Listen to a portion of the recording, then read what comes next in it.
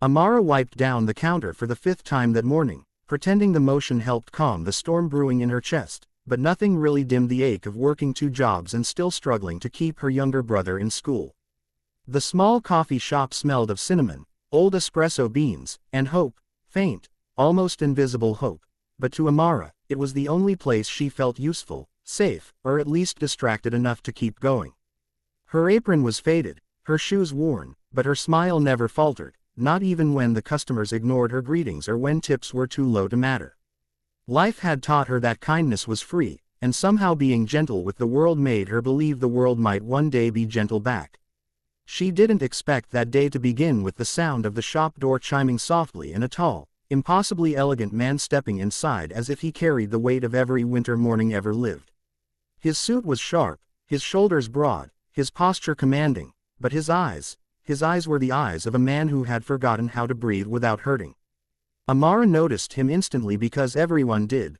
Richard Hale, CEO of Hale Industries, one of the most powerful business empires in the city, a man constantly photographed, constantly praised, yet constantly alone since the tragic car accident that had taken his wife 2 years ago.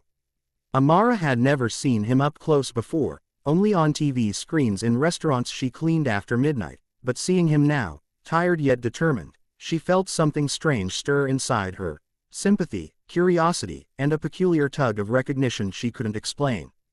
Richard walked slowly to the counter, almost hesitant, like someone approaching a memory that might break him.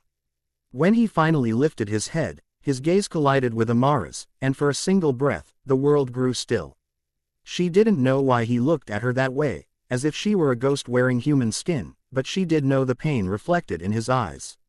He cleared his throat. "Coffee. Black, please." His voice was deep, controlled, but tinged with a rasp that made it sound like he hadn't slept in days. Amara nodded and prepared the drink with swift, practiced movements. When she handed it to him, his hand brushed hers gently, too gently for a stranger used to boardrooms and power, and he froze again.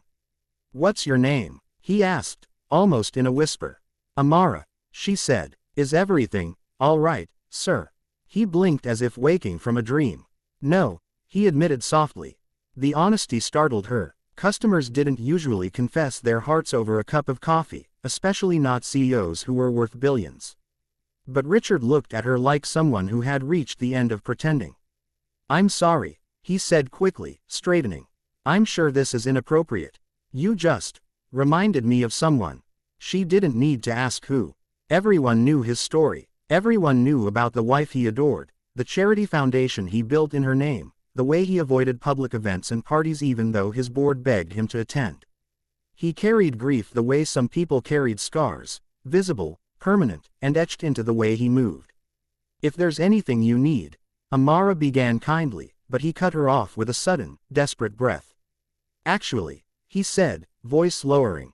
"Maybe there is." She frowned gently. "Sir." Richard inhaled deeply, as if preparing himself for something outrageous.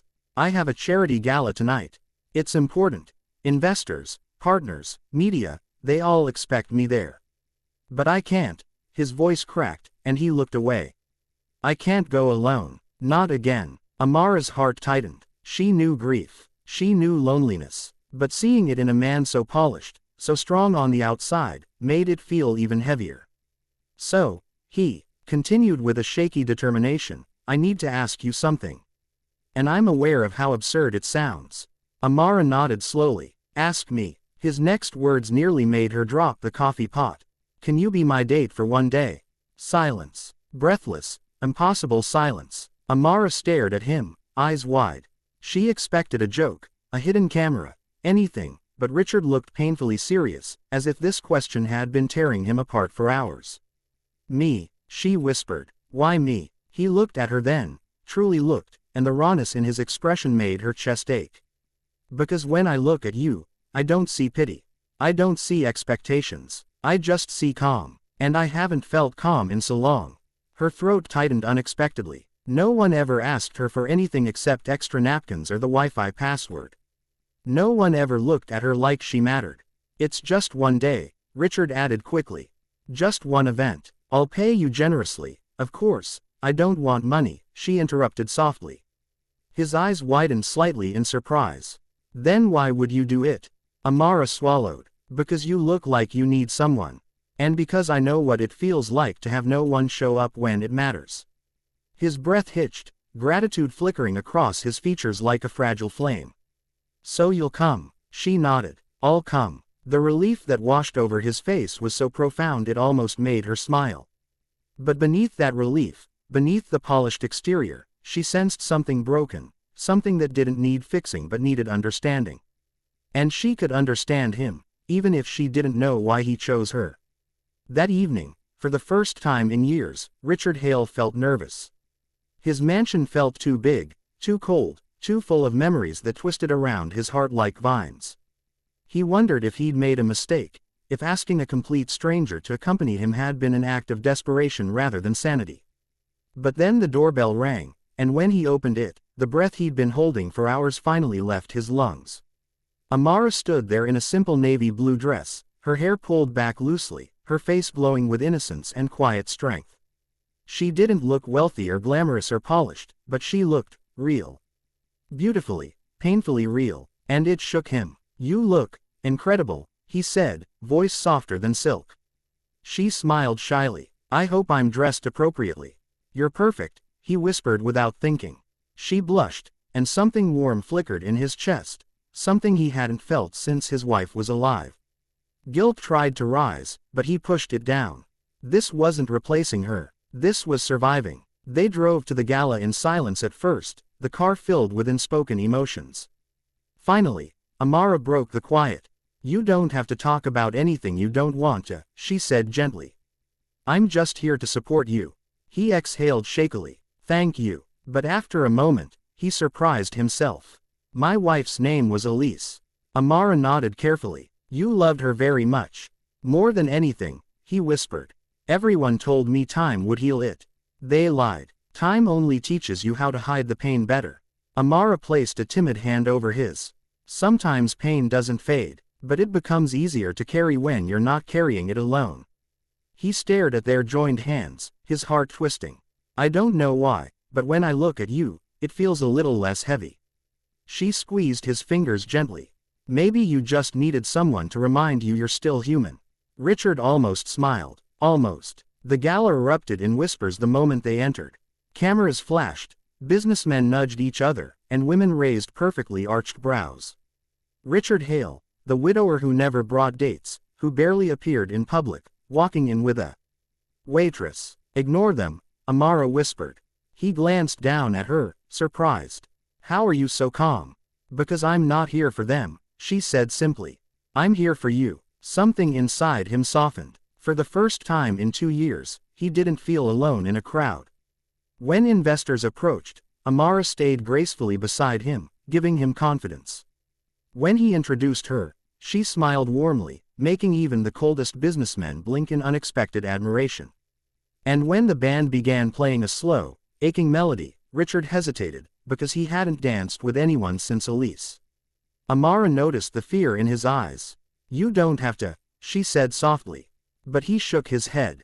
I want to. He took her hand, led her to the dance floor, and pulled her close. Too close. Her softness, her warmth, her gentle breath against his neck, it all felt terrifyingly familiar and heartbreakingly new. As they swayed, he whispered, I didn't think I'd ever dance again. Why did you choose me, Richard? She asked quietly. He closed his eyes. Because when you looked at me this morning, you saw a man. Not a tragedy, she exhaled, her voice trembling slightly. Everyone deserves to be seen. Even you. His fingers tightened around her waist. His heart fluttered in ways he'd forgotten were possible. And for the first time since the accident, a spark of life flickered inside him, dangerous, beautiful, frighteningly real. The drive home was silent again, but the silence felt different now, full, warm, brimming with everything they didn't dare say. When the car stopped outside her tiny apartment building, Amara turned to him with a soft smile. You did well tonight. I only managed because you were there, he confessed. She blushed again, lowering her gaze. I'm glad I could help. He hesitated, his hand reaching for hers once more. Amara, today was supposed to be one day. Just one. But, her heart skipped. But, he swallowed. You make the world feel less cruel. And I don't know how to let that go now. She looked at him, truly looked, and saw a man standing on the fragile edge between grief and hope. You don't have to let go, she whispered. We can take it one day at a time. His breath hitched. Will you see me again? Yes, she said without hesitation.